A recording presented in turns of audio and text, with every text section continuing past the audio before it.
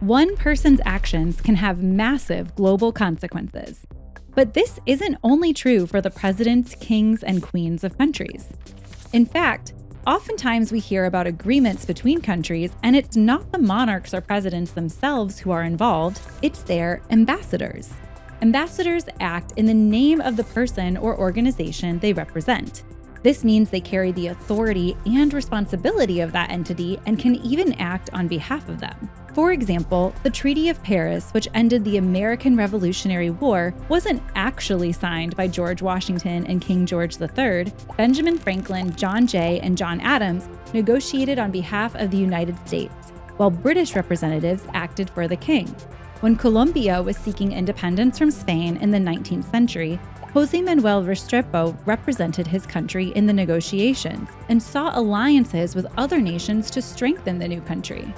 Ambassadors from all over the world are appointed by their respective heads of state to speak and work on their behalf during meetings of the United Nations. And this occupation has deep historical roots dating back to ancient civilization.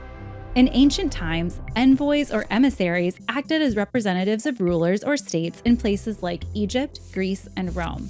These early ambassadors were tasked with negotiating alliances, treaties, and trade agreements. Anytime you've heard or said something like, "Stop in the name of love," or in the name of something else, you're referencing ambassadors.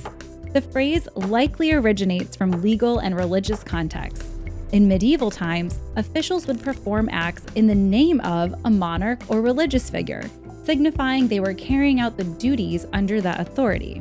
Later, the term ambassador began to take shape in the Middle Ages with the rise of nation-states.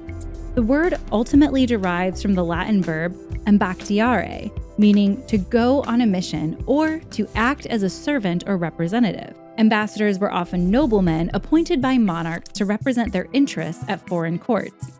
Over the years, this role became more formalized, focusing on diplomacy and statecraft.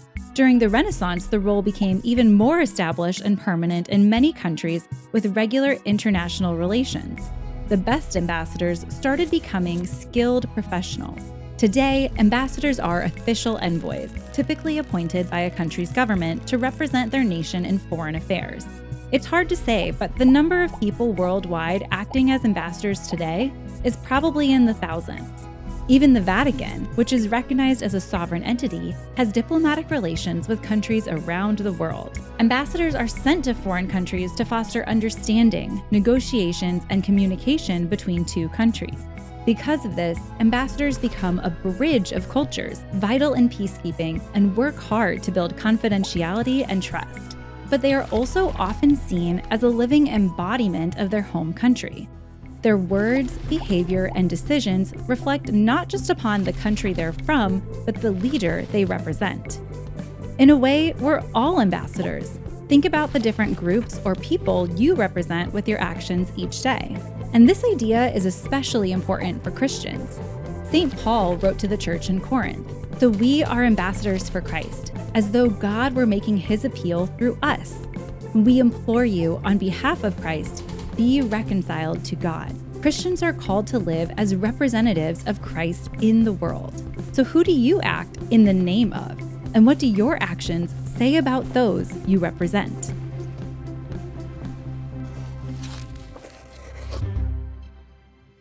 This is the Catechism of the Catholic Church. It's the official summary written by the Church of everything Catholics believe. But if the contents of this catechism are unlocked, it can change the world.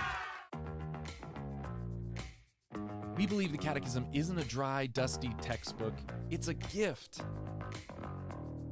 It's the faithful echo of a God who desires to reveal himself to us.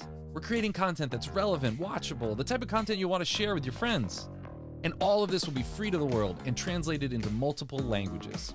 Relationships are that way for sure. It's about getting to know someone and then trusting that person. Relaciones son así. Se trata de conocer a alguien y luego confiar en ese. Dépendait fréquemment de la foi des gens en lui et en son pouvoir. Dependia da fé das pessoas nele. Jesus também foi modelo de fé porque confiou. We're transforming the letter into a living voice for the modern world. We're creating videos, stories, animations, podcasts, social media. We're creating content that's relevant, watchable, the type of content you want to share with your friends.